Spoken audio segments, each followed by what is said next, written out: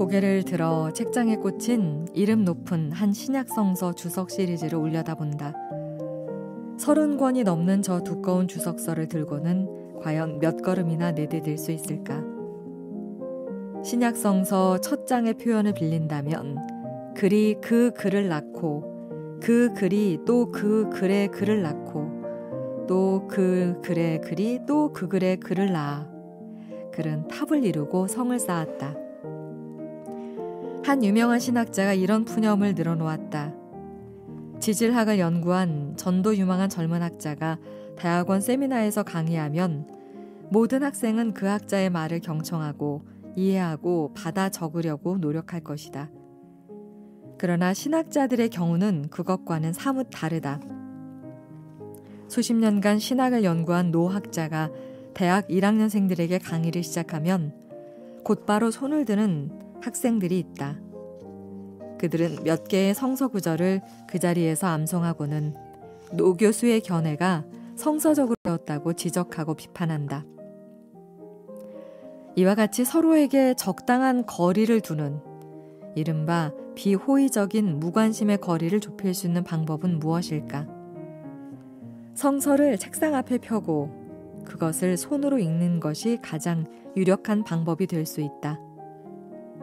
여기서 손으로 읽는다 함은 기존에 우리가 가지고 있었던 편견과 선입관을 잠시 접어두고 성서가 무엇을 말하는지를 한 단어에 손끝을 대고 진지하게 듣는 것이다.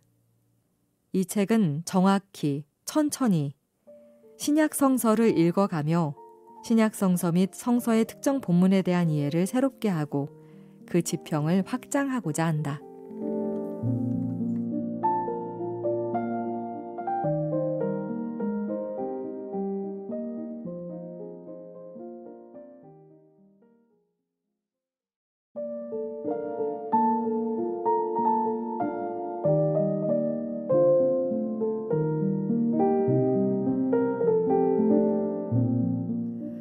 무명의 과부는 헌금함에 단지 2렙돈을 넣었을 뿐이다.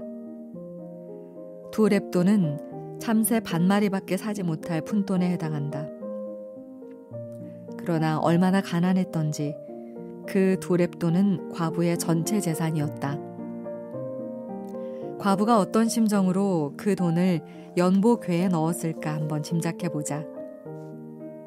예수가 그 과부의 심정을 깊숙이 들여다보고 제자들을 불러 모아 교훈했듯이 말이다. 극도의 비난 속에서 하나님을 향한 전적인 신뢰, 앞날을 기약할 수 없는 상황에서 하나님을 향한 온전한 사랑. 예수는 과부의 2렙돈에서 그것들을 느끼지 않았을까? 예수는 자신의 이러한 과부의 신뢰와 사랑을 가르치고 싶었다. 그러나 그 가르침은 단지 제자들에게 국한되지 않았던 것 같다. 예수가 공생의 기간 중 가장 고통스러운 결단을 해야만 했던 겟세마네 동산의 무거운 시간에 예수의 그 가르침은 자신에게 부메랑처럼 돌아왔을 것이다. 겟세마네의 고독과 고통 중에 예수에게 떠오른 인물은 누구였을까? 그 과부가 아니었을까? 내일 양식, 아니 바로 다음 끼니를 생각할 수 없는 상태에서도 하나님의 돌보심을 믿었던 그 여인. 자기가 가진 모든 것으로 하나님을 향한 사랑을 표현하고 싶었던 그 사람. 풍상이 얽어놓은 그 과부의 얼굴과 길거리 먼지 속에서 아이들이나 주워갈 2렙돈이 예수의 피가 되어버린 땀을 씻어주지 않았을까? 내 뜻대로 마옵시고 아버지 뜻대로 하옵소서라는 예수의 말에서 과부의 2렙돈이 연보궤에 떨어질 때에 쨍그렁 소리가 우리 귀에 들린다.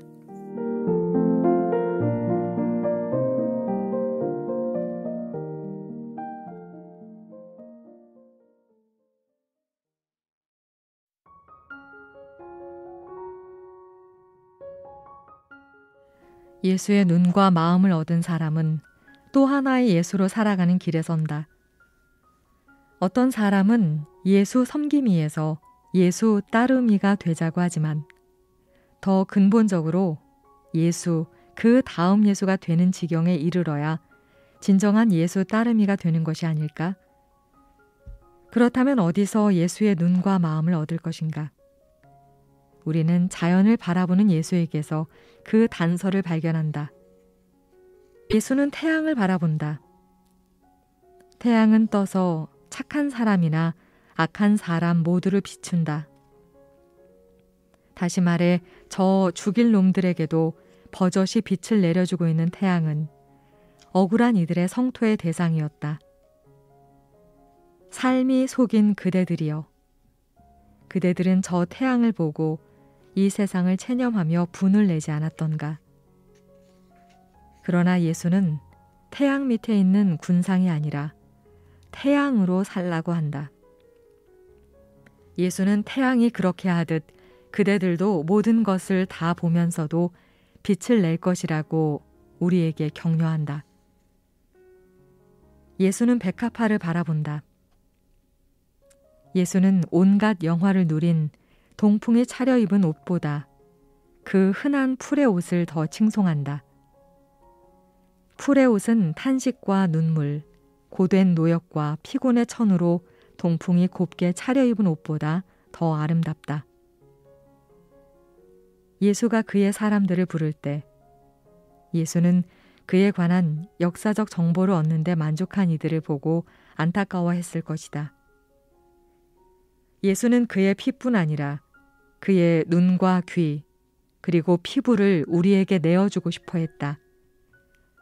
자신의 눈을 가진, 자신의 귀를 가진, 자신의 영혼을 가진 예수, 그 다음 예수로.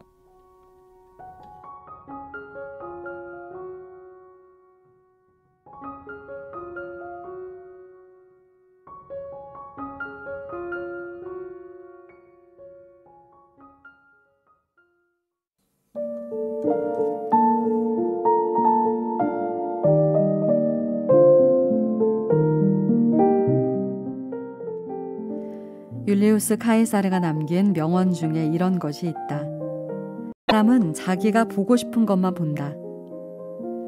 좋게 새기면 자신의 관심 분야에 주의를 기울인다는 뜻이 되겠지만 이 말은 이른바 소망적 사고를 꼬집는 말이다.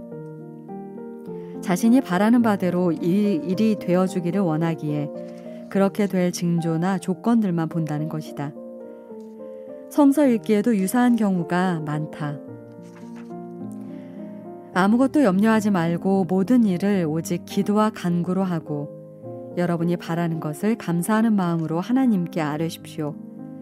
그리하면 사람의 헤아림을 뛰어넘는 하나님의 평화가 여러분의 마음과 생각을 그리스도 예수 안에서 지켜줄 것입니다.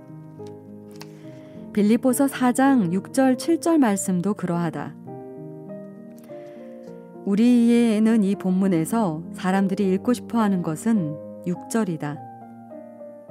풍파많은 세상에서 아무것도 걱정하지 말라는 말처럼 좋은 것이 어디에 있을까? 또 감사함으로 기도와 간구를 통해 우리의 소원을 하나님께 아뢰라는 말도 언제나 기도가 부족한 우리에게 위로 섞인 권면이 되는 말이다. 그런데 그 다음이 문제다. 7절에 따르면 하나님께서는 우리가 기도를 통해 알려드린 소원과 간구 내용을 그대로 실행해 주시리라 하지 않는다. 다만 그분, 곧 모든 생각을 뛰어넘으신 하나님의 평화가 그리스도 예수 안에서 우리의 마음과 생각을 보호해 주실 것이라고 되어 있다. 언뜻 보면 실망스러운 약속이다. 기껏 마음과 생각을 지켜주신다니 화끈하게 우리의 간구를 들어주시지. 그러나 로또 당첨을 보장하시기보다 우리의 마음과 생각을 지켜주신다는 하나님의 약속이 더 소중하고 귀하다는 사실을 깨닫기란 어렵지 않다. 우리의 생명과 건강이 걸려있기 때문이다. 무릇 지킬 만한 것보다 더욱 내 마음을 지키라. 생명의 근원이 이에서 남이니라.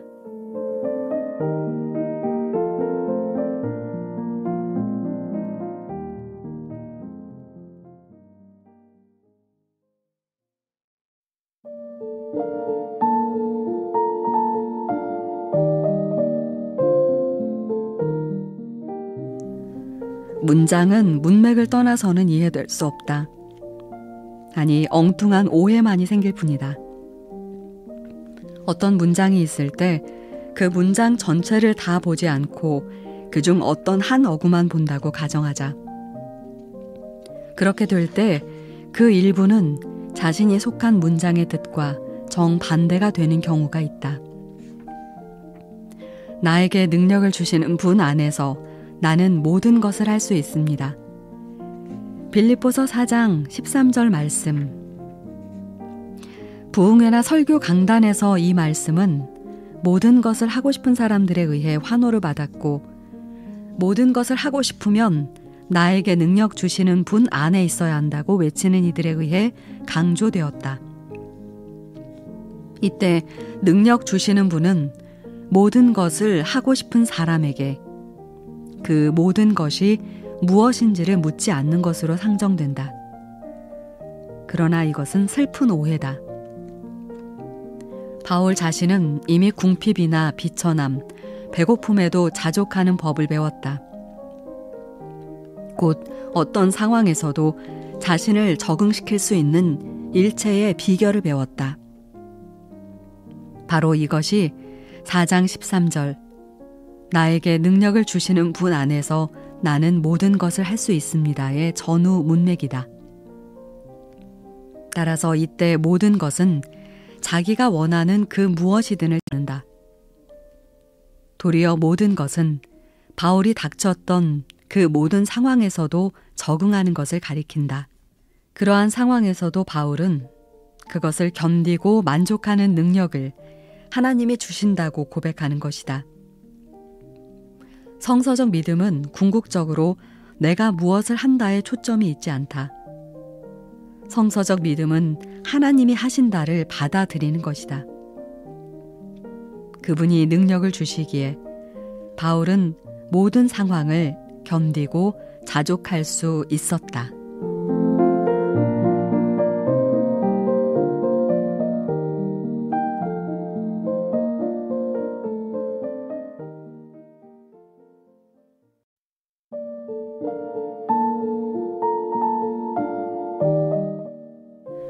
아마 사람들이 신약 성서에서 제일 많이 보고 또 보다가 그만둔 본문이 있다면 마태복음서의 족보일 것이다. 현대인인 우리에게는 족보가 책의 맨 처음에 나오는 것도 이상하거니와 무슨 책을 이렇게 재미없게 시작하는지 마치 전화번호부 같이 사람 이름들이 연이어 나오는 데에 의아심이 들지 않을 수 없다. 그러나 예수 당대 유대인들에게 족보만큼 흥미를 유발하는 문서는 많지 않았다. 족보는 개인보다 집단을 중시하는 고대 근동의 유대인들에게 한 사람의 정체성을 알려주는 흥미있는 문서였기 때문이다. 눈을 다시 한번 돌리면 이 족보가 문제투성이임을 발견하게 된다. 무엇보다 정상적이지 않은 여성들이 등장한다. 원래 유대인의 족보는 남성들을 중심으로 기록되는 것이었다. 그런데 이 족보에는 여자들이 하나도 아니고 다말, 라합, 룻, 우리아의 아내 밧세바 등 총 4명이 등장. 예수의 족보는 또한 족보의 중요 이데올로기인 혈통주의를 흐리고 있음을 알 수 있다. 족보는 본디 순수 혈통에 대한 집착을 보여주는 것이다. 게다가 유대인들의 혈통에 대한 집착이 얼마나 대단한지는 이미 널리 알려져 있는데 등장하는 여인네들은 모두 이방인 혹은 이방의 배경을 가진 여인들이었다. 설상가상으로 그 여인들은 평안한 가정생활을 꾸리지 못한 이들이다. 이 족보는 족보가 마땅히 지녀야 할 가부장주의, 순수 혈통주의, 엘리트주의, 권위주의에 있다 있기도 하고 동시에 그와 결별하기도 하며 우리를 혼돈으로 몰아넣는다. 족보는 말한다.